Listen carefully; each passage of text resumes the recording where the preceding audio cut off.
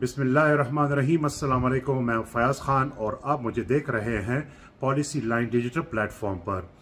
तकरीबन 24-48 घंटों से कुछ बाज़गश्त सुनाई दे रही है इस्लामाबाद के इलाके में, और वो ये है उन सहाफ़ियों के ज़रिए से जिनके पास चुड़ैल है, जिनके पास कबूतर हैं, जिनके पास चिड़िया हैं। तो बकौल उन सहाफ़ियों के मुल्क में इमरजेंसी नाफिज की जा रही है।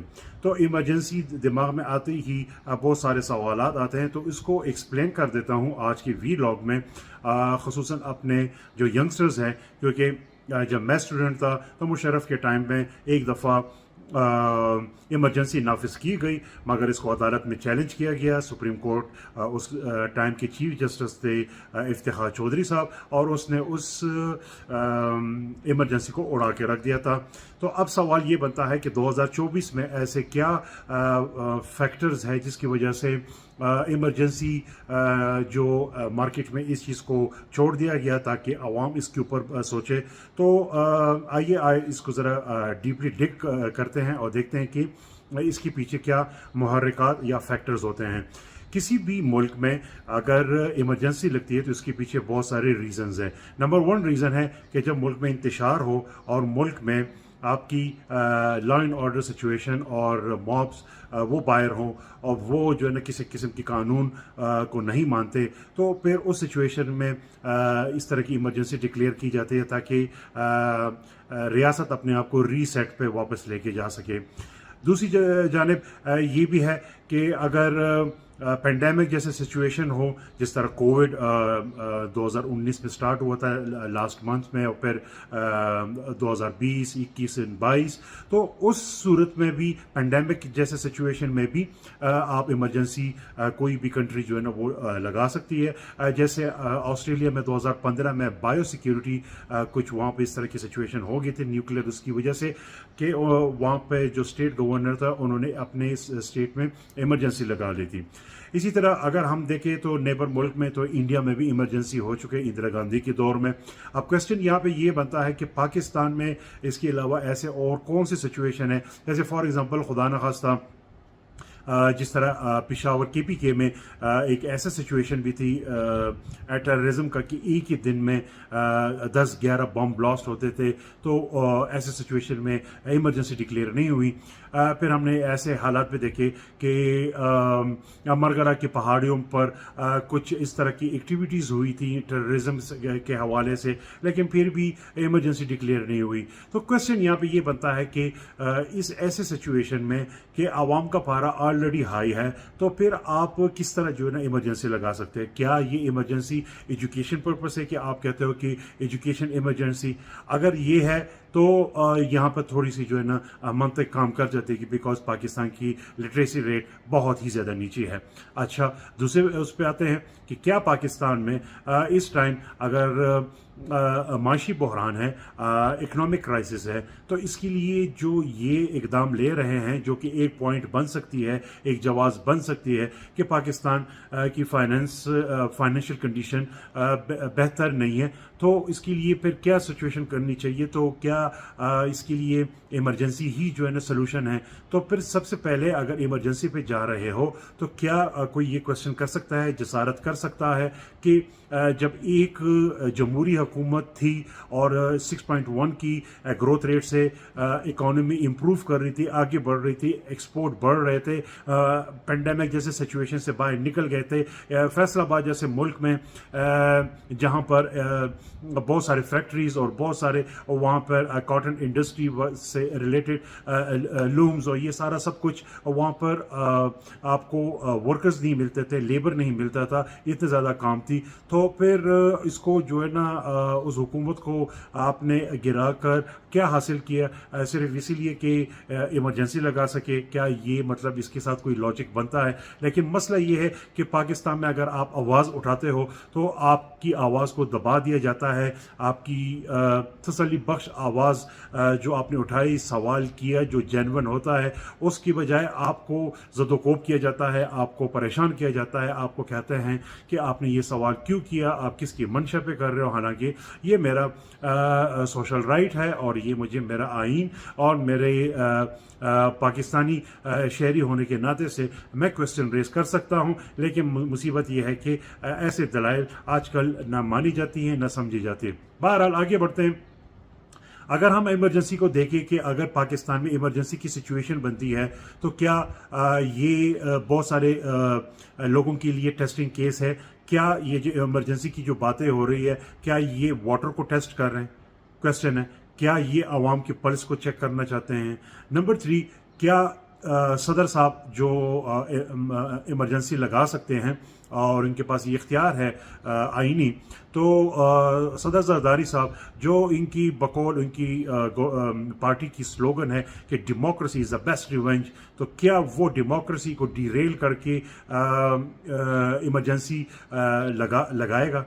क्या मतलब है कि वो अपनी ही बात से फेर जाएंगे जो वो बहुत सारी जगहों पे हमने देखा है, क्योंकि बकौल उनके कि ये कोई कुरानी या आयत है नहीं, कोई अहादीस है नहीं, सो अगर आप इस तरह की वो कर लेते हो तो मतलब है कोई फ़र्क नहीं पड़ता। चलो एनीवे आगे बढ़ते हैं। दूसरी क्या अदलिया जो अभी स्टांस ले चुकी है, हम देख चुके हैं, हमने बयानात भी सुने मोज़ेज़ जज साहिबान की, तो वो क्या इस बॉडी लैंग्वेज और इस माइंड सेट के साथ क्या वो अलाउ करेंगे? क्वेश्चन ये है। तीसरी ये कि अवाम की क्या रिएक्शन होगी, क्योंकि अगर एक आम बंदा दिहाड़ीदार जो मजदूरी करता है, जो मोची है, जो रक्षा चलाता है, तो वो तो ये सवाल करेगा कि जी आपने जो इमरजेंसी ले गए, मुझे क्या फ़ायदा, मेरे बच्चों को क्या फ़ायदा, क्या अनाज सस्ती हो गई, क्या जो है ना रोटी मुझे सस्ती मिलेगी, क्या बिजली नहीं जाएगी, क्या मुझे रोज़गार मिलेगा, क्या मुझे सिक्योरिटी मिलेगी? ये सारे सवालात यकसर जन्म लेगी और सवाल उठने शुरू होंगे। अच्छा, फिर इमरजेंसी की कुछ प्रोटोकॉल्स है कि जिसमें एब्यूज़ ऑफ पावर नहीं होगा, abuse of check and balance होगी पावर की। अच्छा, फिर मीडिया भी आज़ाद रहेगी, freedom of speech, freedom of assembly, freedom of media. क्या ये सारी चीज़ें इस सूरत में हो सकती है? बहुत बड़ा सवाल है। अच्छा, फिर इसके बाद से अगर इस किस्म की पोस्चरिंग और माइंड बनाया जा रहा है, तो क्या जो फ़र्द वाहिद बैठा हुआ है, क्या उसके पास इंटरनेशनल इस्टेब्लिशमेंट को की कोई ग्रीन सिग्नलिंग हुई है कि गो फॉर इट? अदरवाइज़ अगर देखा जाए तो इन 2-2.5 सालों में पाकिस्तान में क्या ये सिचुएशन नहीं है? क्या यहाँ पे आज़ादी इजहार राय है? क्या यहाँ पर फ्रीडम ऑफ स्पीच है? क्या यहाँ पर फ्रीडम ऑफ मोबिलिटी है?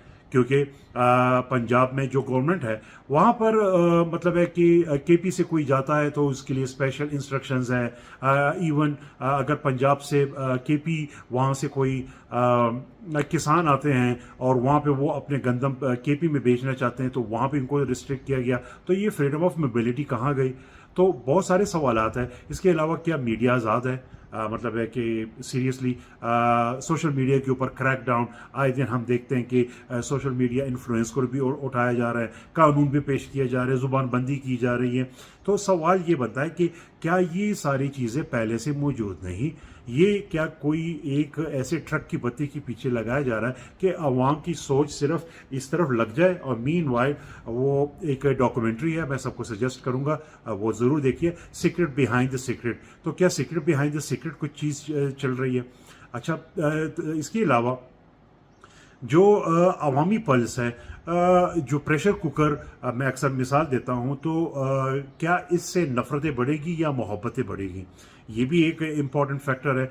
अच्छा, फिर इससे ये अगर देखा जाए कि अगर इमरजेंसी मुल्क में नाफिज होते हैं और अब वो इकनॉमिकल बेस पर है कि पाकिस्तान के माशी हालात ठीक नहीं हैं, तो क्वेश्चन फिर यहाँ पे है जनाब आलिया, द बिग शॉट, द फर्द वाहिद, जिसके मुताबिक मुल्क उन्हीं का है, तो अगर उसके लिए इकदाम आप लेंगे तो कितने स्मगलर्स पकड़े गए, कितने कार्टर्स वाले पकड़े गए, कितने मनी लॉन्डर पकड़े गए, कितने टैक्स पेयर्स जो टैक्स नहीं देते हैं कितने वो पकड़े गए, कितने जो है ना दो नंबर लोग जो है जो 2 नंबरियाँ करते हैं वो पकड़े गए, कितनी रिकवरी हुई, नैब के पास कितने अमाउंट आया।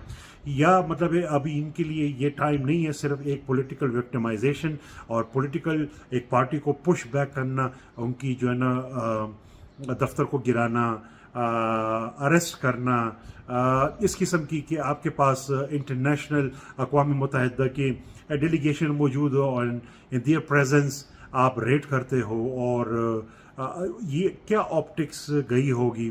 بہرحال مہذب اقوام میں، مہذب وطن میں اس چیز کی بہت زیادہ خیال رکھی جاتی ہے. اینی آگے بڑھتے ہیں. تو ایمرجنسی کے اوپر اگر یہ دیکھا جائے کہ اس سے حاصل کیا ہوگا، اس سے کیا پاکستان کی جو معیشت ہے، پاکستان کا جو انویسٹرز ہے خصوصاً، کیا ان کا جو ہے نا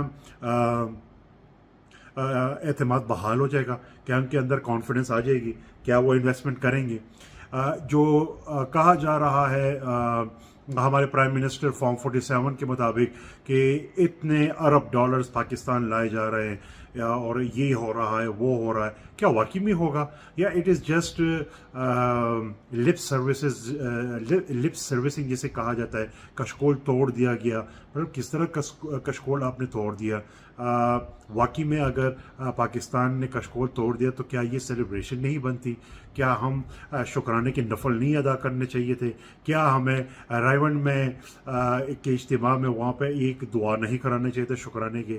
کیا حکومت کو صدقہ خیرات نہیں دینا چاہیے تھا کہ ہم جو ہے نا ایک بہت بڑے بوجھ سے ہے، پاکستان آزاد ہو گیا، پاکستان اب نیوکلیر اسٹیٹ ہے، کشکول توڑ دیا گیا، پاکستان اپنے فیصلے خود کرے گا، کوئی فیصلے باہر سے نہیں آئیں گے، اور اسی طرح ایک جشن کا ماحول ہوتا.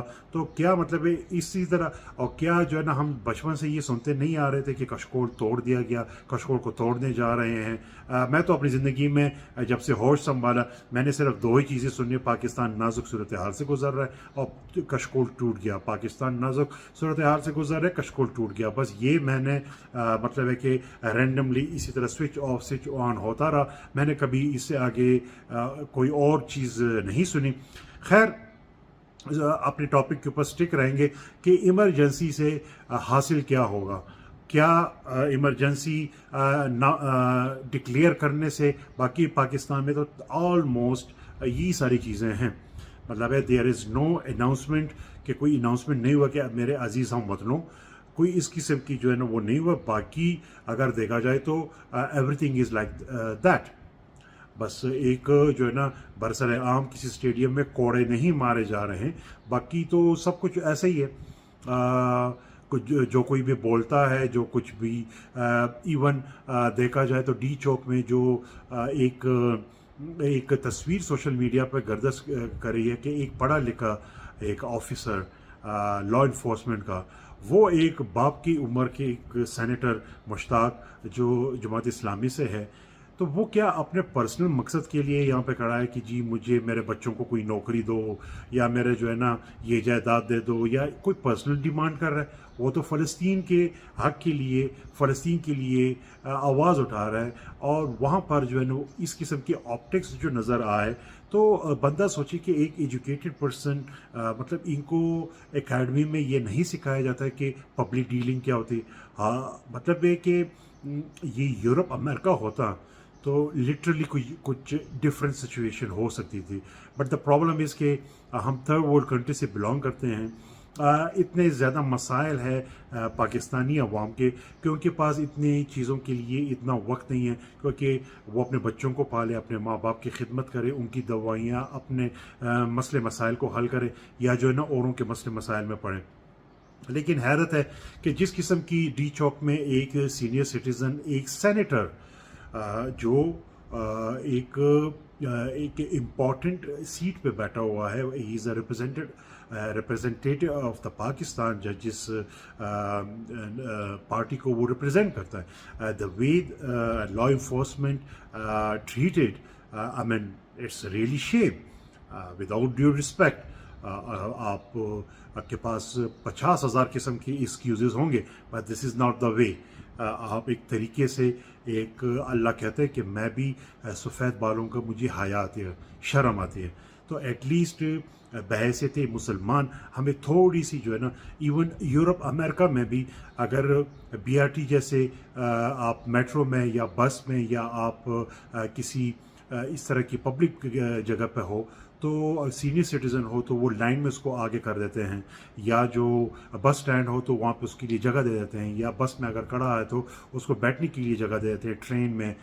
بٹ یہاں پر تو مائٹ از رائٹ والا سچویشن ہے. تو اگر ایمرجنسی لگے نہ لگے سچویشن تو وہی ہے، وہی مائنڈ سیٹ ہے. آپ پولیس کو دیکھ لے، آپ سرکاری افسران کو دیکھے، آپ اور اس طرح جو ہے نا اپنے ارد گرد دیکھے تو ہمارے ماحول تو وہی ہے، ایسے ہی ہے. جسٹ اگر آپ ایک اناؤنسمنٹ کر لو، باقی تو سچویشن ایسے ہی ہے. آپ کی بیہیویئر ٹورڈز اپنے جو سٹیزن ہیں وہ ڈفرینٹ ہے. جبکہ ہم نے سنا دیکھا کہ ہمارے مطالعہ پاکستان میں ریاست ماں کی جیسی ہوگی، جبکہ ہم جب ریالٹی میں دیکھتے ہیں تو it is totally different with 360 degree جو ہے نا وہ ہے. بہرحال اپنے ویلاگ کو کنکلوڈ کرتے ہوئے میں صرف یہ کہوں گا کہ ایمرجنسی لگے یا نہ لگے، پاکستان تقریباً 2-2.5 سال سے حالت ایمرجنسی میں ہے. ماشاء اللہ لگے یا نہ لگے پاکستان حالت ماشاء اللہ میں پہلے سے ہے. صرف اناؤنسمنٹ ہے اور اس کے پیچھے بھی ایک بہت بڑی ریزن ہے کہ IMF پاکستان کو الاؤ نہیں کرے گا کہ وہ اس قسم کی حرکات کرے، ادروائز وہ یہ کب کے کر چکے ہوتے. لوگوں کو پریشان کرنا، لوگوں کی زندگی اجیرن کرنا، یہ ہم دیکھتے آ رہے ہیں. آج کسی اور کے ساتھ میں بھی ایکسپیکٹ کر رہا ہوں کہ شاید میرے ساتھ بھی ہو، تو دیکھتے ہیں، اللہ مالک ہے. تو اسی دعا کے ساتھ کہ خدا تعالیٰ فرد واحد کو عقل دے، سوچ دے، تاکہ وہ 24 کروڑ عوام کی زندگی کو اپنے بچوں جیسی زندگی سمجھے. تو میرے خیال سے ان کے دل بھی نرم ہو جائیں گے اور پھر حالات بہتری کی طرف چلے جائیں گے. اور ہر گہرے اندھیرے کے بعد ایک طلوع، ایک خوبصورت صبح ضرور ہوتی ہے. انشاءاللہ وہ ضرور ہوگا اور وہ ہو کر ہی رہے گا. انشاءاللہ ملیں گے اگلے ویلاگ میں. اپنا بہت سارا خیال رکھیے. اللہ حافظ.